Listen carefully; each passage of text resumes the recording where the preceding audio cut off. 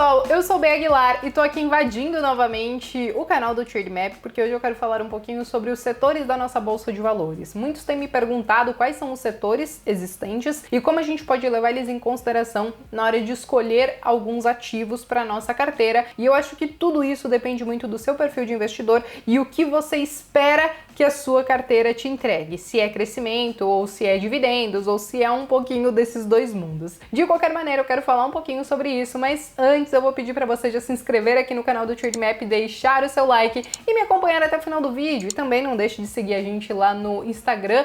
Todos os links aqui que são relevantes a gente vai deixar na descrição para vocês também, beleza? Bom, pessoal, recentemente eu fiz um vídeo aqui pro canal do Trademap falando da diversificação de carteira. Eu falei sobre as classes de ativos, mas também falei brevemente aí sobre alguns setores da bolsa de valores. Hoje, então, a pedidos, eu quero realmente entrar no detalhe e mostrar quais são os setores que nós temos na bolsa de valores e talvez quais a gente poderia até levar em consideração dependendo do tipo de carteira que a gente quer montar, beleza? Para isso, sem mais delongas, porque o nosso negócio aqui é ser prático, eu já quero compartilhar a minha tela com vocês e a gente vai começar a ver como que a gente pode encontrar essas ações dependendo do setor. Então, eu tô aqui na minha tela do Trademap e eu vim aqui na aba Explorer, né? Nessa aba Explorer, eu consigo fazer um filtro das ações, pode ser por setor, se eu quero ações do Brasil, se eu quero ações americanas, né, dos Estados Unidos, se eu quero filtrar por indicadores, então aqui se tem alguns indicadores, por exemplo, como o ROI, que eu considero muito importante, né? Eu quero só empresas que tenham ROI acima de 10%, 15%, eu posso fazer esse filtro também. Mas o que a gente quer ver hoje são justamente os setores. Então aqui eu consigo já ver quais são os setores que nós temos na bolsa de valores. Então nós temos petróleo, gás e biocombustíveis, materiais básicos, bens industriais, consumo não cíclico, consumo cíclico, saúde, tecnologia da informação, comunicação, utilidade pública, financeiro e outros. Então, gente, aqui nós temos vários setores e dentro deles nós sabemos que existem subsetores. Quando a gente fala, por exemplo, do setor de saúde, a gente pode encontrar farmácias, hospitais, planos de saúde, planos odontológicos, por exemplo, ou até mesmo laboratórios. Então, o setor de saúde, eu considero que ele é sim um setor que tem sido muito demandado nos últimos anos e eu acho que ele vai continuar sendo muito demandado porque nós temos uma população ficando cada vez mais velha. Eu acho que depois dessa crise que a gente teve, que foi uma crise sanitária que envolve toda essa questão de saúde, as pessoas inclusive ficaram um pouco mais preocupadas, né, no sentido de tenho que me cuidar, né?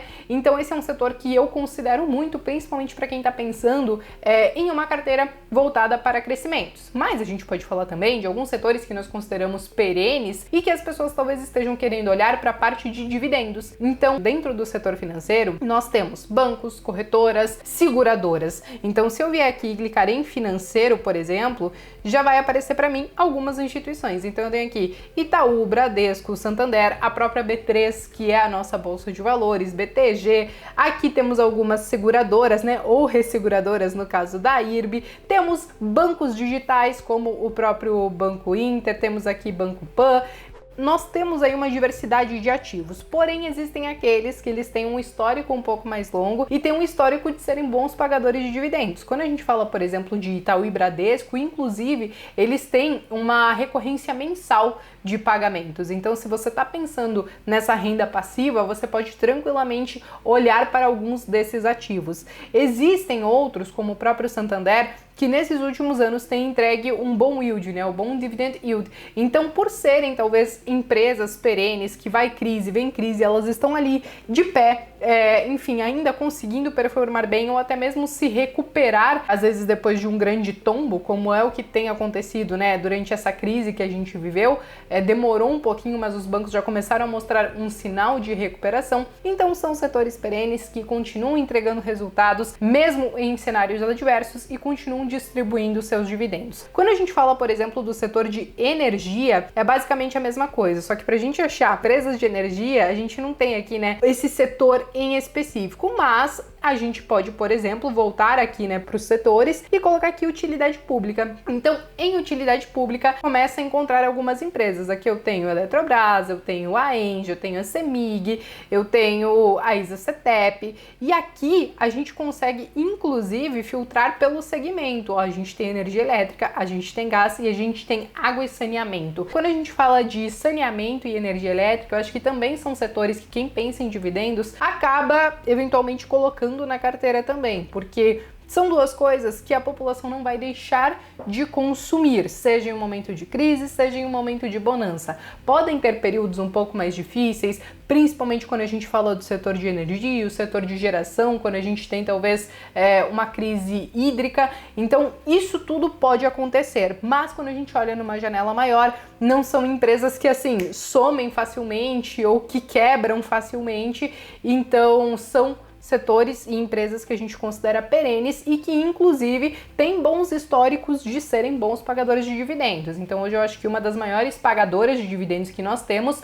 é a própria Taesa. Quando a gente olha uma janela dos últimos 10 anos, aí ela tem uma média de 9, 10% de dividend yield ao ano e ela consegue ser muito recorrente nisso, né? Então não é uma empresa que eventualmente num ano pode pagar 15% e no outro ela não paga nada. Ela realmente mantém esse histórico e por isso que talvez quando a gente olha para esse setor de energia, as transmissoras, eu acho que inclusive elas trazem ainda mais essa segurança porque elas tendem a sofrer menos quando tem uma crise hídrica ou talvez com a própria intervenção governamental, né? Porque é um setor muito regulado hoje pelo governo. É claro que eventualmente podem ter algumas complicações ali, mas nada se compara quando a gente fala da geração e da distribuição. Então, para quem pensa em dividendos, eu acho que esse é sim um setor que pode ser levado muito em consideração, assim como o saneamento. O saneamento, ainda assim, muitas pessoas têm olhado também para o crescimento com a expectativa de privatização de algumas empresas,